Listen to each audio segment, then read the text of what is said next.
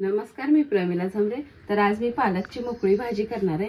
त्यासाठी पालक चिरून धुवून ठेवलेला आहे, थोडासा वाटाणा घेतलाय, मसुरीची डाळ घेतली, बारीक चिरून एक कांदा घेतलाय, थोडीशी कोथिंबीर आहे आणि हिरवी मिरची भाजून घेतली, थोडीशी जिरी, धन आणि लसूण घेतलेला आहे। तर आपण अगोदर ही बारीक करण्यासाठी मिक्सरच्या भांड्यात टाकून घेऊया। हिरवी मिरची मी बारीक करून एका वाटीमध्ये काढून घेतलेली आहे। तर आपण आता भाजीला फोडणी देऊया।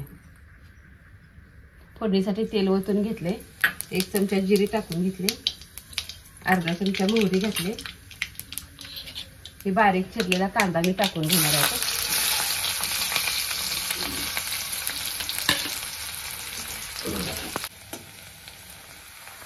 तर या कांद्यामध्येच मी वाटाणा पण टाकून घेते। वाटाणा पण तेलामध्ये छान असा मऊ होतो।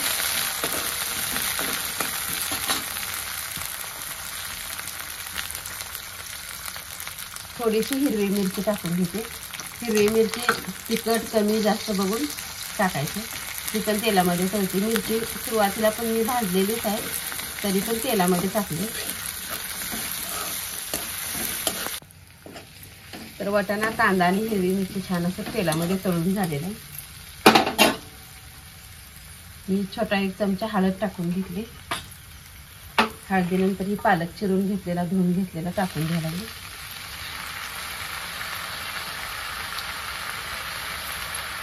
ही मसुरीची डाळ आहे, ती पण धुवून मी त्याच्यामध्ये टाकून घेतली आहे।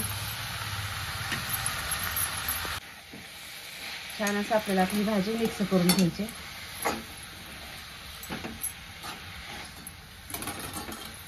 ही कोथिंबीर पण चिरून घेतलेली मी टाकून घेतलेली। आपल्याला चवीनुसार मीठ टाकून घ्यायचं।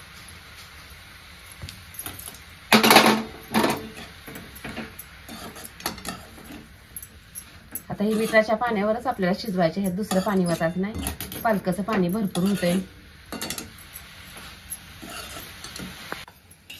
तर आता भाजी मी 5 मिनिटं झाकून ठेवलेली, तर भाजीतलं पाणी पूर्ण आटलेलं आहे। आपण थोडंसं शेंगाचं कूट टाकून घेऊया आणि नंतर छान असं मिक्स करून घेऊया।